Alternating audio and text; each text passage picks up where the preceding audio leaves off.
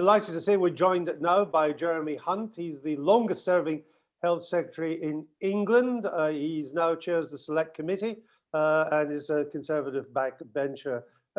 Jeremy, welcome to the programme. Good afternoon. Let me ask you this. Clearly the rollout of the vaccine is both a vital medical imperative in dealing with COVID, and it's very important, as we've been saying, politically for Mr. Johnson and his government. What will be the challenges? What are the biggest challenges you think the government faces in getting this rollout to 13 million of the most vulnerable before February is out? Well, it is a massive logistical exercise, but we have one big advantage over the problems that we had with track and trace and the contact tracing and the centralized testing laboratories last year, which is that we're not using new infrastructure to do this. We're using our existing network of GPs supplemented by new centres that are being set up, but a lot of it will be the existing infrastructure. And I'm actually quite optimistic that the NHS will rise to the challenge. I think that the numbers that have been done so far are actually very impressive, to have got to more than 1 million already. And I think the challenge we've got is actually not on the vaccine rollout. It is the question of whether the NHS is going to fall over, because the Health Service Journal is saying that within 2 weeks, London will run out of intensive care capacity. But we know from previous lockdowns with this virus, there's a 3-week delay between doing something big like a lockdown and it actually feeding through into hospital admissions. And that is too long when it comes to London. So I think it's going to be a very, very nail-biting next few weeks. Is it too late to do anything about that hospital capacity now? Is it inevitable that in the next couple of weeks we'll get to where you described, or is there emergency action that can be taken?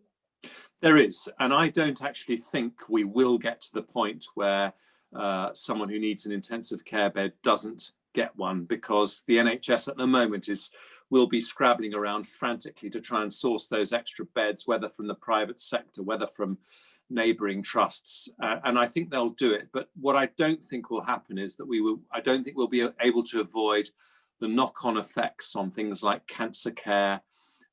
Maybe some people who might have been sent to intensive care, a borderline case in previous times, won't get sent this time. Who knows?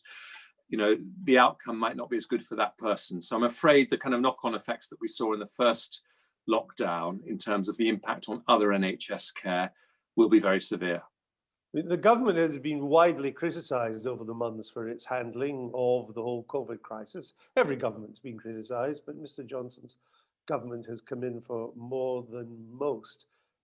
Is the vaccine its get out of jail card? Does the vaccine overwhelm all the other criticisms?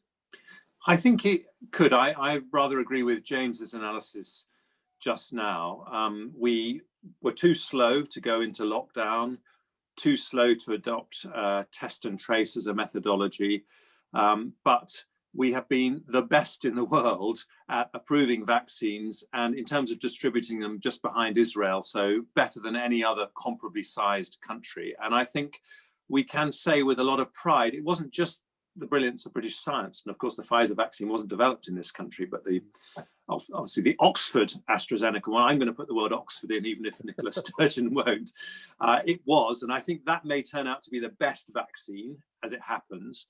But actually government decisions. I mean, Matt Hancock set up the vaccine task force with Kate Bingham. You know, that had controversy in the early days. He made a big play gambling on pre-buying quantities, huge quantities of different types of vaccines. And those gambles paid off. And that was a ministerial decision, and he should get a lot of credit for that. So I think if this works out, people will say, well, we had a very tough pandemic. We didn't get it all right, but we got some things very right. And if we're the first country to get back to normal, that will be a very, very big fillip for the government. I think most people regard this as a national effort, almost like a wartime effort to roll out this vaccine, and that it has to be all hands to the deck. That's understandable. So what do you make then of when we hear that Public Health England says it won't work on Sundays?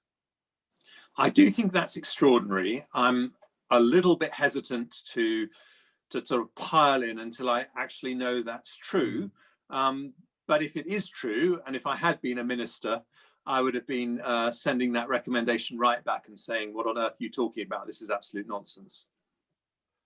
And has the government, I mean, it has seemed that time and again, the government has been behind the curve. I think it's a criticism you have made of them too, particularly when it comes to lockdown.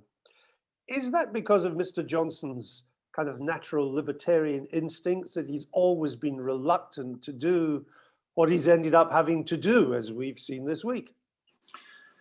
I think it may be that. And in some ways, I think that because of those instincts, when we do finally do a lockdown, there's quite a lot of public support for it, because people do recognise this is not something the government has rushed into. And I think there are genuine issues. I think we should have gone in earlier. And actually, even this week, I think we should have made the decision last week, because I'm not really sure what data was only available on Monday that we couldn't have seen on Thursday or Friday of last week. But nonetheless, on Monday, he had a meeting on Monday afternoon. He made the decision. We went bang into lockdown from the following morning. That is a whole lot quicker than the speed that decisions were made at the start of the pandemic. Were we equipped to deal with this? I mean, clearly not when you look at what's happened, but you were Secretary of State for Health when this Operation Cygnus, the pandemic war game, was carried out. And it was a very extensive war game, and I read quite a lot about it. But it wasn't for a COVID-type pandemic. It was the wrong war game, wasn't it? That's exactly the point. I mean, all the recommendations that were made to ministers following that pandemic were implemented. And there were some that were very useful for this pandemic. For example, drafting the emergency powers legislation. That was a pretty important piece of work that came out, which we sadly did have to put into practice. But if you look through that report, there is not a mention anywhere of testing, not once.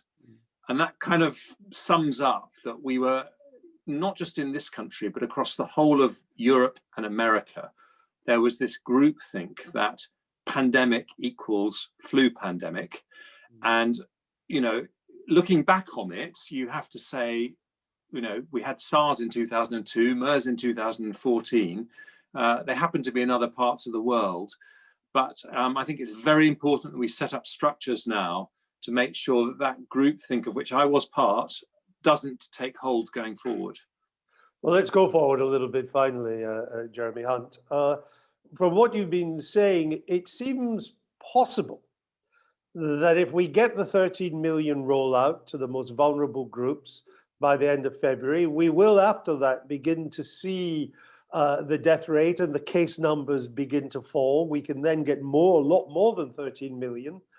And it may not be pie in the sky to think that sometime after Easter, which is very early this year in April, that there could be not an event that's a return to normality, but the beginnings of a process that heads towards some semblance of normality.